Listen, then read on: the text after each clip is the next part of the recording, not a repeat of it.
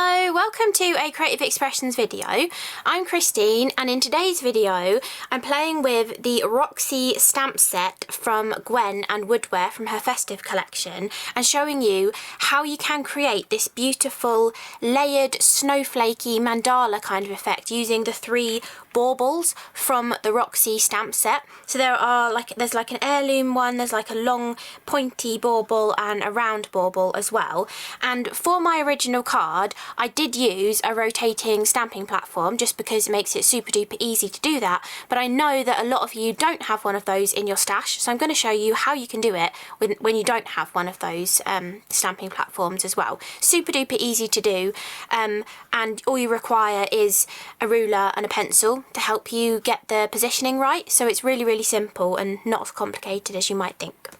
So the first thing you want to do is put all of your stamps on acrylic blocks, and I'm going to be using a pigment ink because when you're working with stamps on acrylic blocks it's much easier to get better impressions if you're using a pigment ink rather than one that is safe for your alcohol pen. So this may be a card that you would want to watercolour in rather than use your alcohol pens for, unless you have a stamping platform that has the rotating aspect to it, and then you could use that to create it and use whatever you want to colour it in. So what you need to begin with is a ruler and a pencil, and to start off with I did this in 3 different layers. So I did my first layer onto my card panel, and my panel is 10 centimetres by 13 centimetres, which is my favourite size for creating my small cards.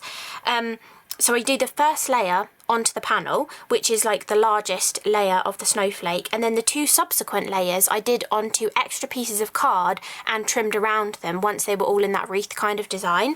So to begin with, I'm not even properly measuring this. I mean, you can eyeball it and sort of put your card panel in between 2 different lines and then use the line right in the middle to line your ruler up on. But to be honest, I don't mind if things are offset on my cards, but if you do want it to be absolutely perfect, then please do measure and get the exact halfway in your card. But all I'm going to do is just do a really faint pencil line. I'm probably going to go darker actually than I normally would, just so you can see it better on the camera, but I would usually do a really nice faint pencil line. So I'm going to dissect my panel that way, and then I'm also going to dissect it this way as well. So I might actually cheat and do it in this direction. So if I've, the way if you are sort of like judging it and lining it up, the way I do it is I look at my glass mat, and it's got a grid mat on there, and I'm kind of looking at the more solid lines, which are for the inches on this one. They give a whole inch, the solid squares. I'm kind of eyeballing it so that I've got the same distance from a solid line on each side of my panel. I don't know if that makes sense. I think everybody does this in a different way when you're kind of eyeballing things rather than 100% measuring things. But if you can see from above, I'm hoping you can, I'm going in, it's probably like 3mm from that solid line there and 3mm from this solid line here. So I'm just kind of eyeballing the middle, and then if we're going with the solid squares, we'll go 1 solid square, 2 solid squares, and then this one is right in the middle of this solid square. So I'm going to line the ruler up with the smaller line in the middle of that square. And then I've roughly given myself the 4 quadrants of my card, because I kind of want the snowflake to be quite central on this design, so you get to see the most of it. So I'm doing that for my main panel. Then, for this piece of card, I'm going to do the same thing. So I'm looking at 2 solid lines, and I'm sort of, sorry, it's kind of off to the side there. I'm looking at 2 solid lines, lining it up so that it's straight against those lines, and then I'm kind of going 1 big square, 2 big square, 3 big square, so it's right down at the middle line there. And I'm just going to divide that. And then we want to do 2 on this piece, so I'm going to do 2 squares, and it doesn't matter where we're doing these, to be honest. So I'm just going to line up this with a straight edge, and then just give myself a line there, and then give myself a line there. So I've now got 2 intersections here as well. I might actually need more space on that one, to be honest. Might need more space on this one. Let's just move this line over a little bit.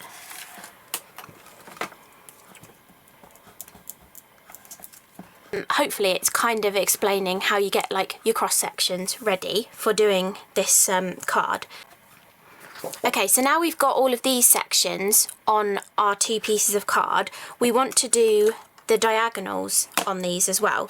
So you're basically, for this panel, we're going to try and make a straight line intersecting the 2 corners of our panel, and it should hopefully go through the middle if we have actually sort of halved this properly. So we're just going to draw those lines in as well, because usually when you're working with a rotating stamping platform, they usually go round 8 times, and obviously that's how I did my original card. So we've now got 8 lines going around, which we're going to line up one design of bauble with that as we go around. And we will also need these lines for this one as well. Going to be a little bit more tricky to do because we weren't looking at proper measurements to do this, but we're just kind of eyeballing a 45° between those right angles that we created in there.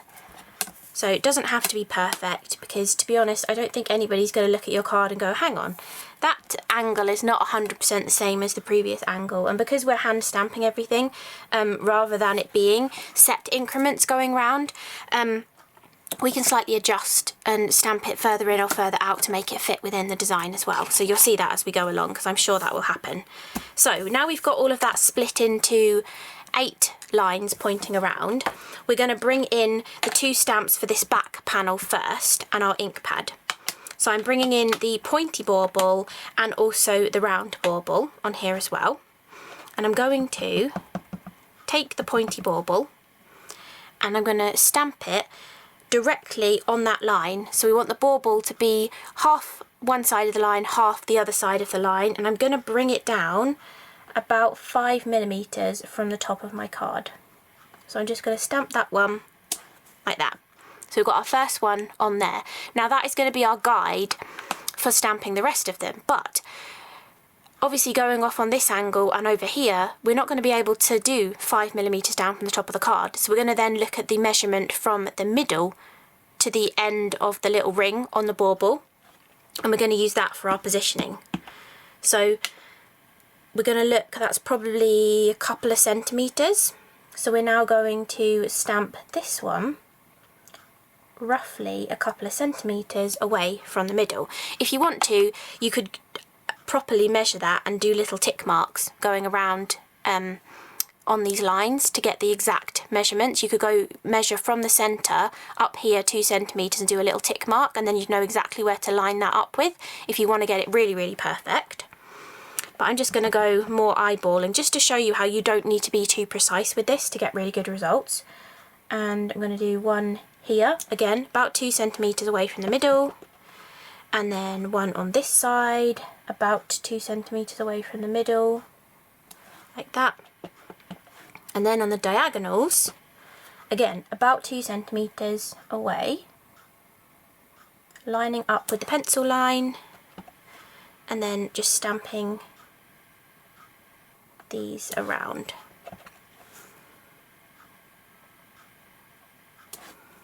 So you can really see how this comes together, because we've got our first bauble in position. There we go, we've got our, we're building up that mandala to begin with. Then, for my original design, I then put the round bauble in between these. Now, because we've done this measuring by hand and not 100% accurately, there is going to be areas where the bauble's going to fit better or worse. This is actually a bigger gap than that gap is there, so we're going to have baubles fitting better or worse in some places. But to be honest, the way I layered up the original card, you can't 100% see where these overlap anyway. So if you did accidentally get a part of one bauble overlapping onto the other, because I put a die cut in between a couple of the layers, you're not really going to see that much anyway. So we're just going to go aiming between the 2 pointy baubles. So we're not necessarily looking at an equidistance between the point that we've created here. We're just sort of eyeballing between the 2 baubles to get this bauble in the right position. Now you may need to go further out or further in depending how close together those baubles are where we've been stamping, but you're just sort of eyeballing it between those 2 pointy baubles. And we'll do that one there, and that one there,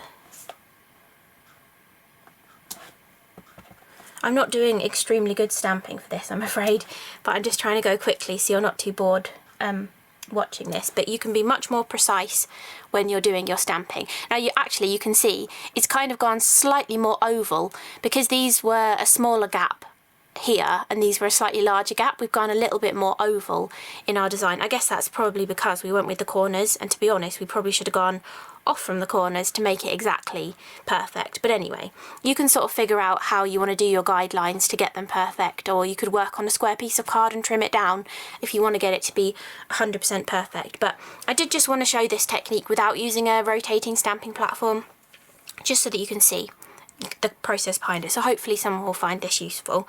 But that's the first layer of the card. Then the next layer of the card will bring in our sort of rough guides that we're using.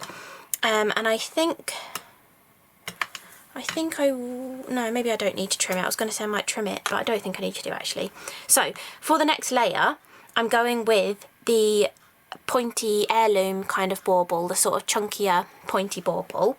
And for this one, I'm pretty certain I left a gap between the baubles because I wanted it to be at a distance that would fit inside here. Now when you are using a rotating stamping platform, this is much easier to do because you have these circle guides on the lid of a rotating stamping platform. So you can go, okay, I know those ones were that far out, so the next bauble I'm just going to move it in slightly and it will create a smaller wreath because it's further towards the centre of the circle. But because we don't have that for this, because we're sort of eyeballing all of it, you can actually roughly kind of work it out by taking a ruler and going, if I want these baubles to kind of fall with their pointing towards the circular baubles, I'm wanting this wreath to possibly be 8 to 8.5 centimetres wide. So then we can take 8 to 8.5 centimetres, what's half of that, 4 1/4? We could do that. And then we can mark 4 1/4 and 8.5 like that. And then we know when we're stamping our first 2 baubles like this, we want the end point of them to touch those little marks. Like so. So we've now got our size reference for this. And then we can sort of look at this on the cross points here. We can look at this and go, it's roughly 2 centimetres away from the middle. So I'm going to line it up against that line, roughly 2 centimetres away from the middle, like that. And then the middle ones, we're kind of going with the diagonal, but we're also just trying to get them equidistant between the ones we've already stamped. So I think I might ignore the line on that one, because it was a little bit off anyway. I'm going to go more with getting them central between the 2 that we've already stamped, like that. So we've now got our second area for our bauble. Then the final layer for our bauble, I want these ones to now fall in between those ones, like this, but on the next layer up, if that makes sense.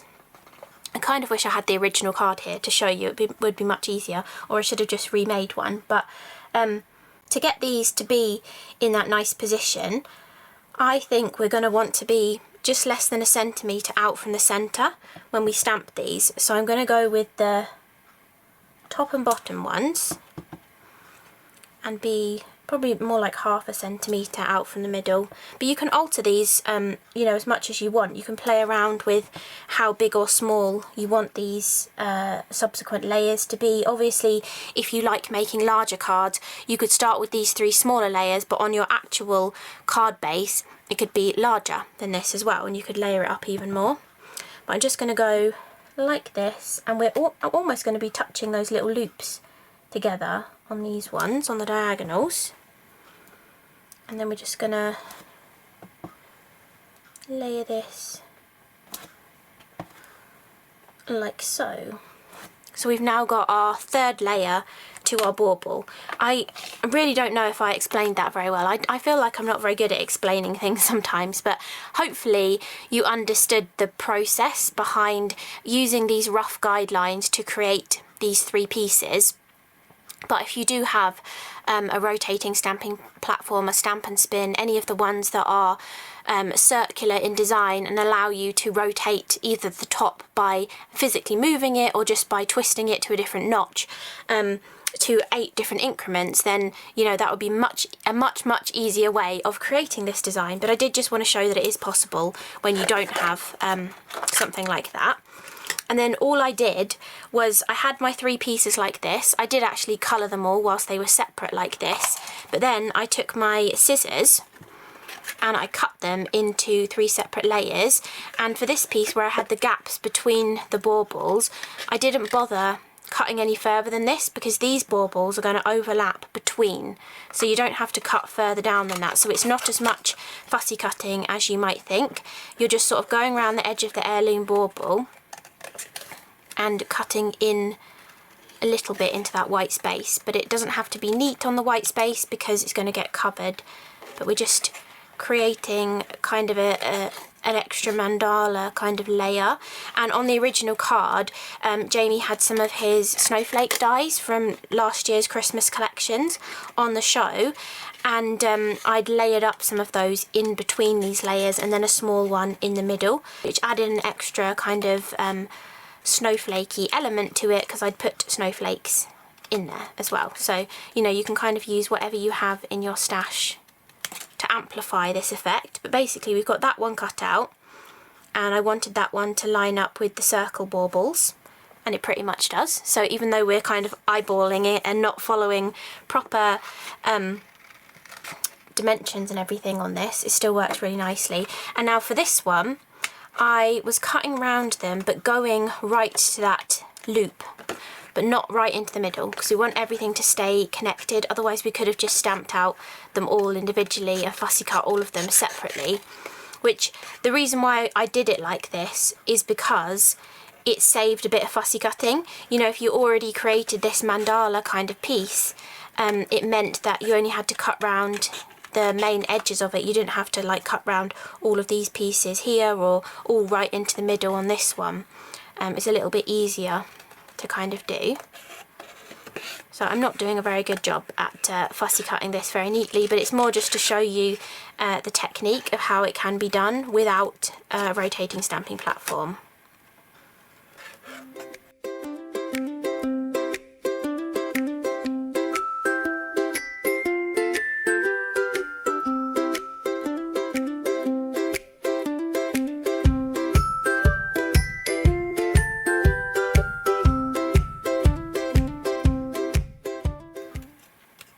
Okay, so as I said, I've not done this perfectly, but it's just to show you the kind of idea of it.